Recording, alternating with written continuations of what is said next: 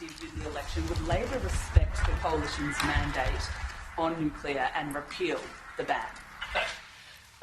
The Howard government's ban is in place, and we have no plans whatsoever to change it.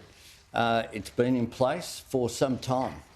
And what we know is that the plan, so-called, put forward by Peter Dutton, a so-called plan that has no costings.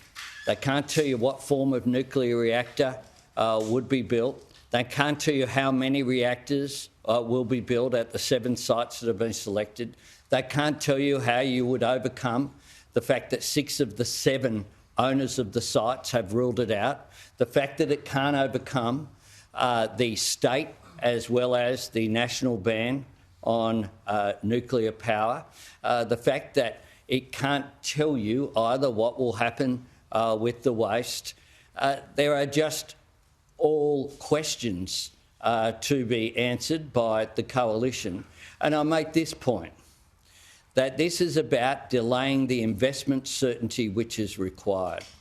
The business community stood with myself and Chris Bowen, whether it be the BCA, the Australian Chamber of Commerce and Industry, the Australian Industry Group, the Clean Energy Council, stood there and said what they have wanted for a long period of time is certainty, as an end of the climate wars, is an environment whereby they could invest.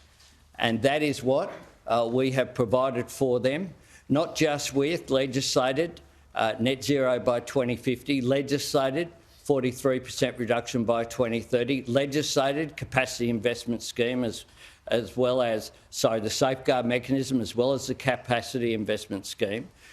We have a real plan. What Peter Dutton has is a plan for denial and delay, which is what they did for 10 years. Mr Keane, as New South Wales Energy Minister, you were critical of the Morrison government for the uncertainty in policies for investment, and you went it alone with your renewable energy zones. Do you think what Mr Dutton is doing right now is undermining investment in renewables in Australia? Look, I'll let the Prime Minister answer questions with regard to the politics, but I will say this. As the incoming chair of the Climate Change Authority, my job is to advise the government based on evidence. That includes engineering evidence, economic evidence and scientific evidence, and that's what I intend to do. We need to make decisions based on facts, and that's what I'll be doing. Matt? Mr Keane, you outlined your scepticism of nuclear energy based on your own experience and the advice you got while in government. Do you think there are others within Liberal ranks who share that scepticism? Look, I got advice from people like Professor Hugh Durrant-White in 2019, and as far as I'm aware, that advice was a while ago, but that advice has been updated. The latest scientific, engineering and economic advice that's looked at these matters that I'm aware of is from the CSIRO and AEMO, and they very clearly say that the cheapest way to transition our electricity system is to move towards renewables backed up by firming and also storage. That's what the CSIRO says, that's what AEMO says, that's the evidence available to us. I'm not aware of anything different.